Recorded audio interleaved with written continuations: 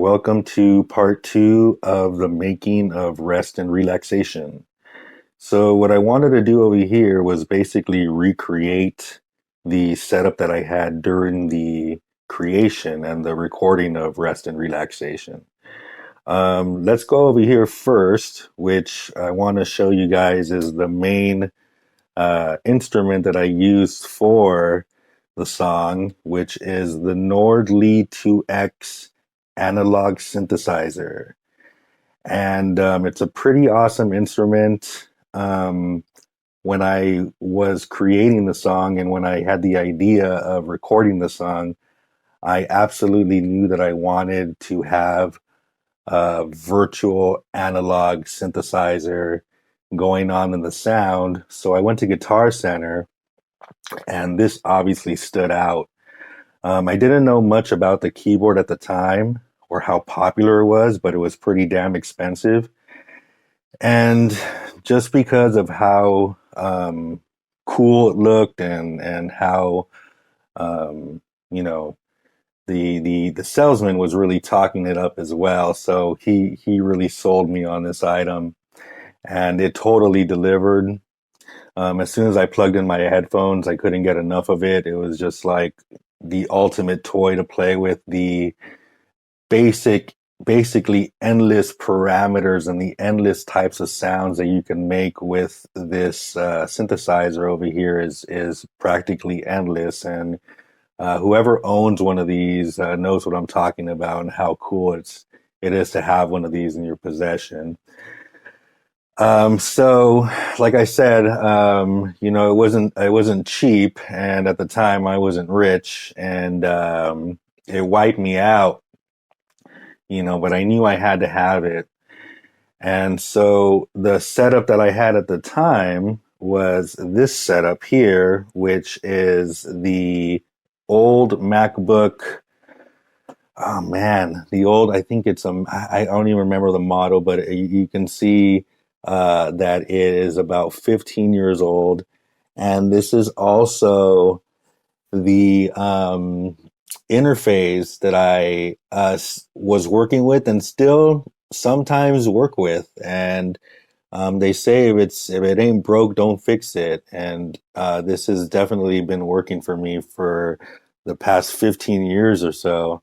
And that's how old Rest and Relaxation actually is. I released a few versions of it over the years, but right now, as you guys know, I'm concentrating on solely on the media part of everything and making music videos for all the songs that I've created. But what I wanted to show you was the actual session itself. It is Pro Tools. You can see right there, rest and relaxation. If it can just focus there, it's probably not going to focus. Let me turn that back on. There you go, rest and relaxation. Here's the session itself. You can see all the tracks over here. And one of the coolest sounds that I was able to get from the Nord over here, and that I knew that I wanted to use somehow. Sorry about this gimbal over here. Let me focus in on that. Yeah, like I said, one of the coolest sounds that I was able to get out of this synthesizer over here when I started playing with it was this one. If you can't hear it, let me play it again because I have a microphone attached to me and I want to be able to show you guys.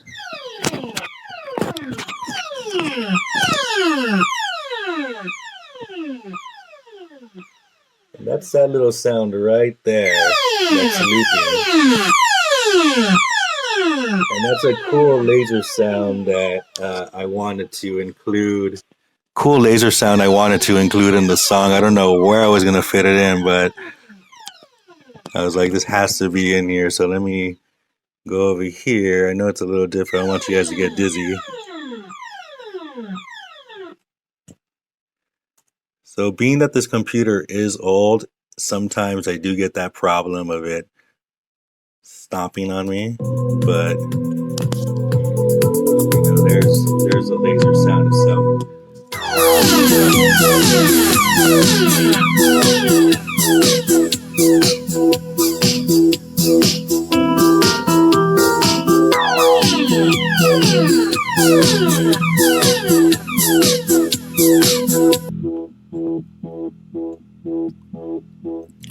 So here's the bass by itself, and the bass did come from the Nord also.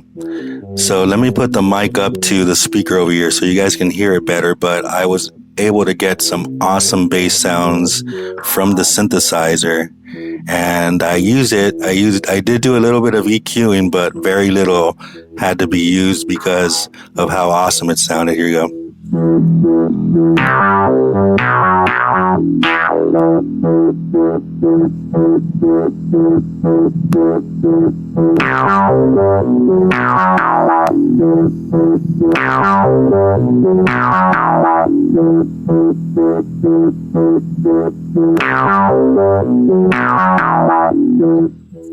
So that was a really awesome sound that I was able to get from the synthesizer as well. And depending on how hard you hit the keys, the velocity, then you would get those little jumps and the high frequency for the bass also, so which was really cool, and I used that. So, like I said, I was pinching pennies at the time, and so I really wanted to get a drum machine, but couldn't afford it. So what I did was I downloaded this little program online, which was a little mini drum machine. And, instead of waiting and getting a drum machine, I couldn't wait. I just had to start tracking. I just had to start using this synthesizer and creating music. So I ran the sounds from the little drum machine through a speaker, and I actually recorded it with a microphone and tracked it that way, which, is a big, rule breaker, but in music, there really are no rules. So I decided to do it anyways. And the original drum track itself didn't sound great because of the way that I recorded it. I tried to EQ it as much as possible, but obviously it wasn't sounding great. So later on, a couple of years later, when I actually went to audio engineering school and learned how to record much better than I did originally when I started recording this song, was I started including better kick drums, but I did not want to ditch the original track itself. So I did a lot of engineering to the drum tracks, just because of how cool the hi-hats were sounding. I knew that I didn't want to ditch the hi-hats because the way that they were flowing with the snare and the kick, I didn't want to have to recreate that. So what I did was just add an extra kick drum on top of the original kick drum to give it that extra bass and that extra boost. But originally, that's the way the drum tracks were recorded, was through a microphone and a downloaded drum machine that was free online, because I couldn't wait to record. So it was coming out of a small speaker through the microphone, through and into my little interface over here, the M box, and tracked it as a regular drum track. And because of the little additions that I made over the years and to enhance this track before I actually released it officially, it actually came out sounding pretty cool.